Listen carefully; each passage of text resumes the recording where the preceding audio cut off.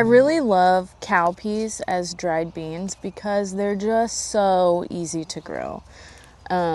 This is a variety that's new to me this year, and I took a chance and I planted it in this bed in like mid-July, not really knowing if I had enough time, because I knew that I wanted to grow these not for the green pods, but so that they can dry and plant seed for next year.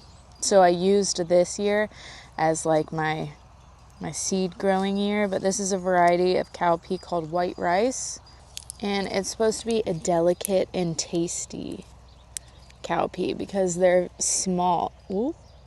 They're a lot smaller, and these aren't even all the way dry yet, but they are fully mature, so I'll just put them in a bowl on my countertop with the rest of these that I've been harvesting every time I walk by and notice that there's some drying pods. Ooh, like this one. So I won't have any to eat for this winter, but come next summer when I plant all these, I will have so many, because I'll be able, with as much seed as I'm going to be able to save, I'm pretty sure I can do a full 50-foot row. And also next year, I'm going to be concentrating on growing not only food for my family, but supplemental food for the animals on my farm. So I'm going to be growing literal tons.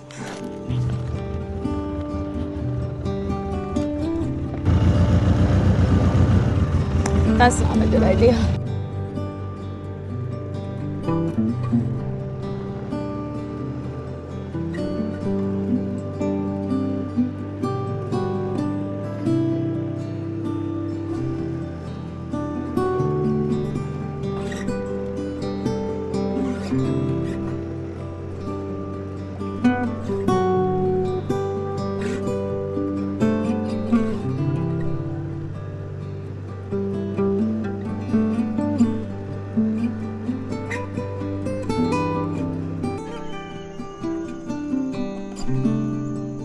So I'm down in the sweet potato patch this morning. It's going to be a glorious day, or I hope it is. The high's like 80, and this is probably the last 80-degree day that we will see until 2026. So I'm going to be outside all day doing all the tasks that need done, for one, because cold nights are also coming in the near future, and doing things that I just need to do anyway. So number one thing on my list of things to do today is to harvest all of the sweet potato. For us, sweet potatoes are one of our staple crops. For me, it's super easy. I only have to buy the slips once, if I can remember to start them early enough, so I can make my own stock. They last all winter. It's not like a white potato or like a baking potato. Oh my gosh, look. That gets really soft halfway through the winter. They tend to keep a long time. Sweet potatoes are actually also not a tuber crop. It's actually considered a root crop. Fun fact. I don't think that's it. This is so fun. I love any crop that is underground and you have to dig to find out, because it's like a treasure hunt.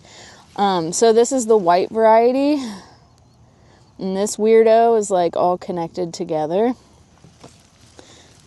So like I said, I don't think I'm going to have any monsters, but I think I am going to have plenty of potatoes to last all winter.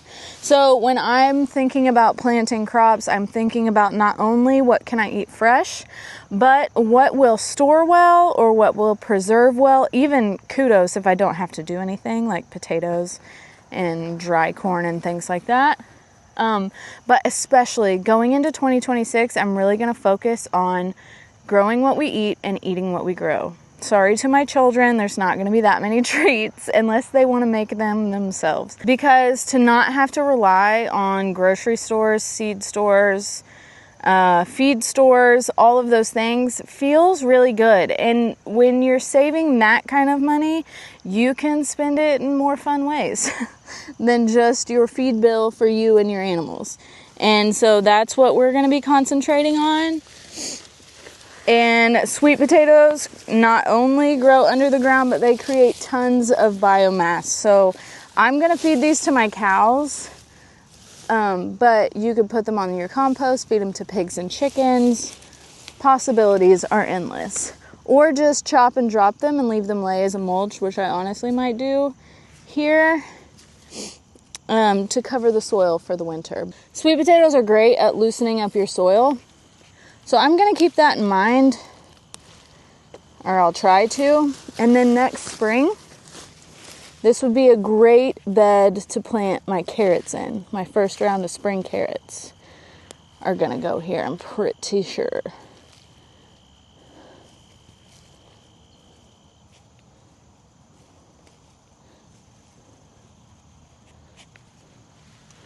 Woohoo. But I'm gonna get busy because I have a lot of sweet potatoes to dig up. So I'm gonna set y'all on a time lapse, and you can watch me in however many times speed versus normal.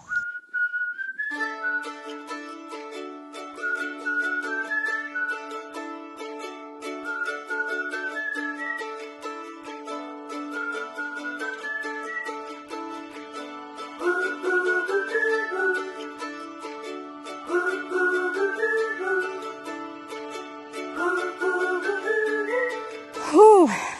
Getting my exercise in. Most of this variety was average sized, I'd say. That's a smaller one, but like regular sweet potato size. But I did get a couple gargantuan. This one wins for the O. Henry variety, which I think is a smaller variety to begin with. Now I've got 3 more varieties and the rest of this row to do.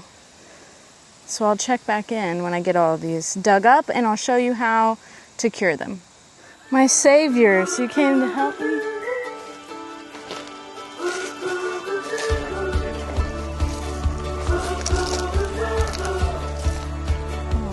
Look. Well, most of them are regular size, but there was a couple that were giant.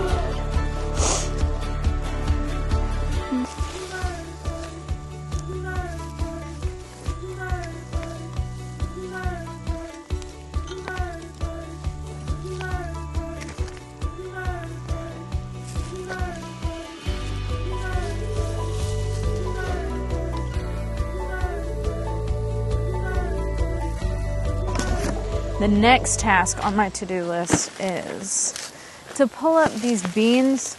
I had planted like a half a row of dry beans, not really enough to do anything with, but I only had like 1 or 2 packets of seed, and so my thing is I don't want to have to buy a million seeds every year. I love to save my own, so I planted these knowing that most of them are going to go into a seed crop. I'm just going to pull the whole plant up, and you can see all the little mostly dried bean pods on here, and then I can take it back to a more comfortable location to shuck them. But let me show you why I grew these beans.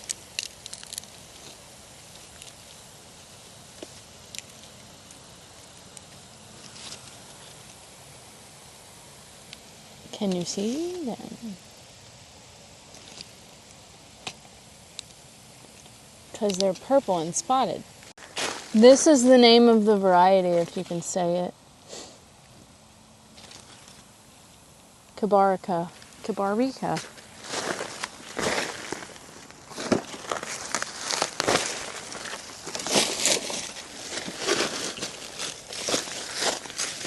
So the main thing is grow what your family is going to eat, because everything takes a lot of effort, and what is the point in spending all of this time and effort on these plants if you don't utilize them? So I personally love beans and so I try to sneak them in. I really like bean salads. Like on the internet there was a recipes going around for dense bean salads, and they're just so good and good for you.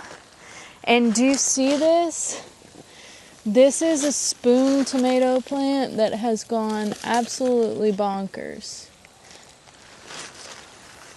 It is now a weed.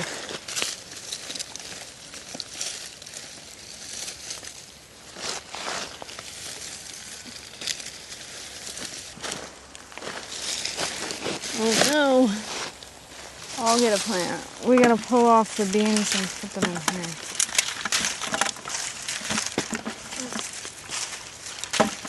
I never pick every single green bean.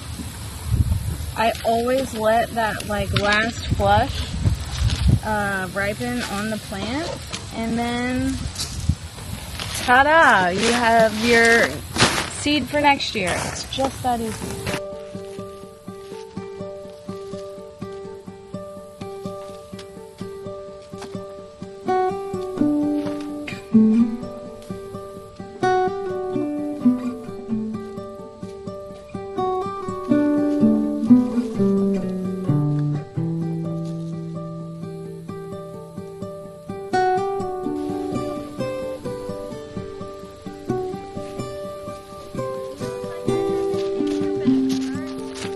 This rack is where I've unintentionally stored my onions and garlic for this long. I always meant to take them inside of the house, but they never got around to it.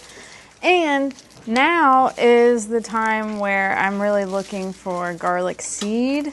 So I'm just selecting some of my biggest bulbs from this year, putting them in a bucket so that when I go to plant next year's garlic this fall, these are the ones that I'm going to pick from. And then the rest, because I grow soft neck garlic, I'm just going to do garlic braids with the rest. So you want to use the biggest cloves. In theory, the biggest cloves make the biggest heads of garlic, so I'm just not being too crazy picky about it. Garlic is one of my favorite crops to grow because you don't have to do anything and it stores really well all by itself. But before I put all of this garlic away for the winter, let's go back to summertime when we harvested it. It's a family affair and we're here to remove the garlic that has been here for 7 months now, growing without help. Garlic is one of my favorite crops to grow just because you don't have to do literally anything. You plant it, you set it and forget it, and then you pull it up later. I think more. Look, Hunter pulled out that ginormous one. Ooh, you got a big one? I was worried because I planted these kind of late. I'm pretty sure it was December when I was planting these, but I'm getting good size. I'll take it.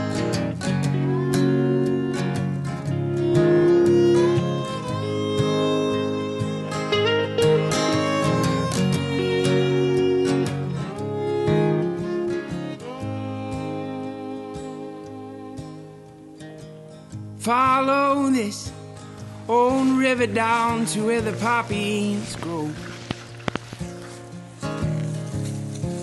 and drink that cool water till I get my fill. And take me out past the mud and rust and all the broken bones. Knock it off. And watch the sun fall down. That took out the whole ground. No. There you go. Dad did I'm that. in love with a woman, and she makes me want to sing a song. I'm in love with a woman, and she makes me want to build a home. One clove versus 2. Sometimes they're packaged I'm in together. love with a woman, and she makes me want to sing a song. Like this. I'm in love with a woman, and she makes me want to build a home.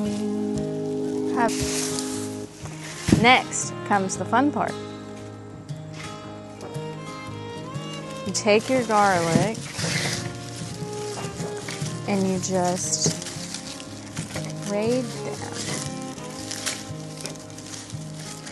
Do like you would a braid, Evie, and then every so often you add one in. So then you go over the middle. Work hard all day, stone by stone for the night to come. Ta-da! There's no sleep like that of tired bone.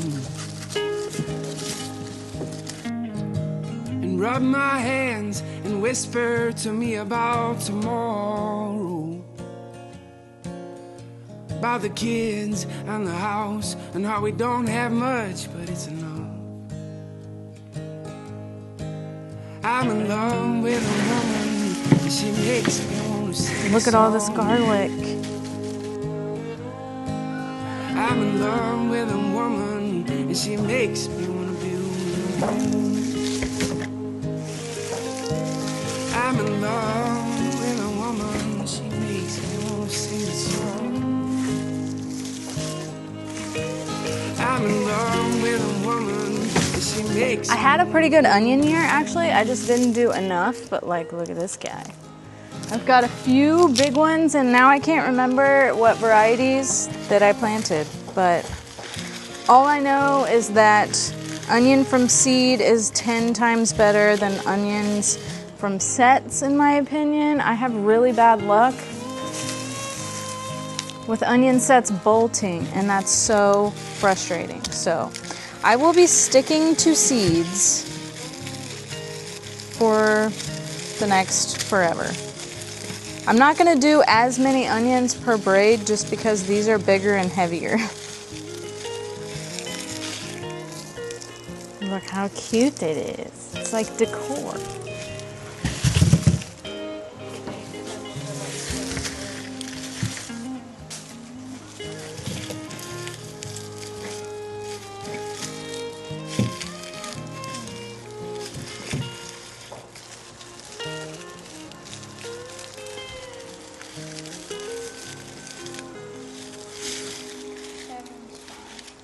Okay.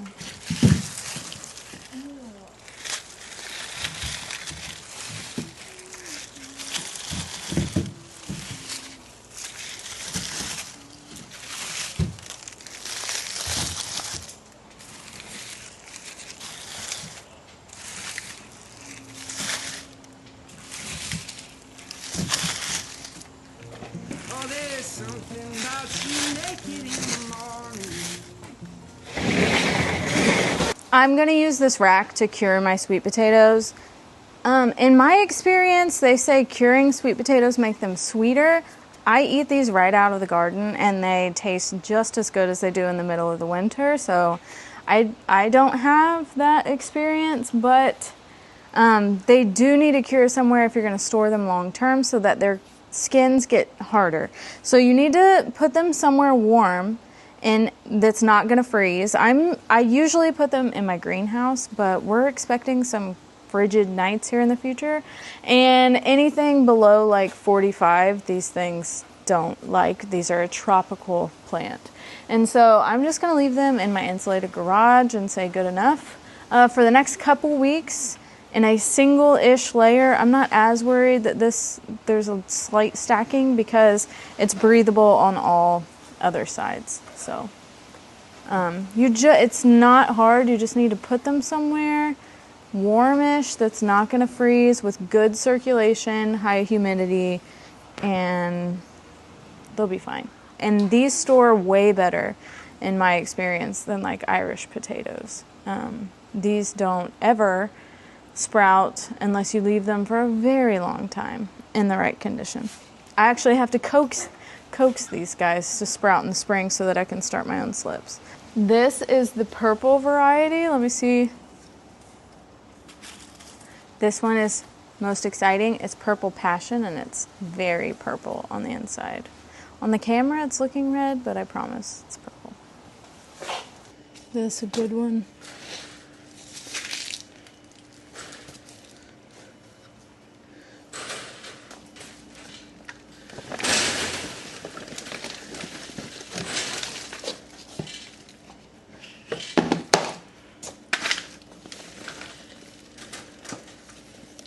We had the best yield on these white sweet potatoes, and it's a good thing we like them, huh?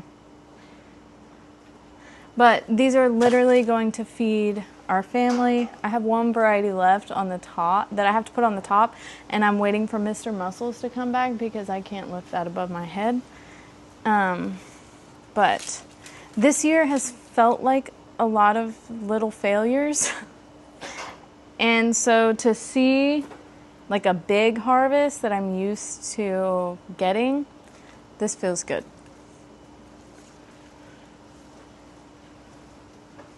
I need your muscles. The last variety needs to go on the top.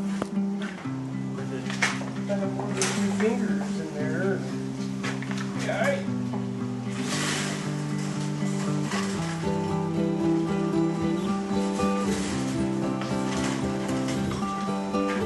All right, everybody. Get behind the wagon. No, you're not. You're in the front. I gotta get the pitchfork down. That bit's smart. Okay, 1, 2, 3. Is your head in it? Is that the top? Yeah. Okay. Did you sign?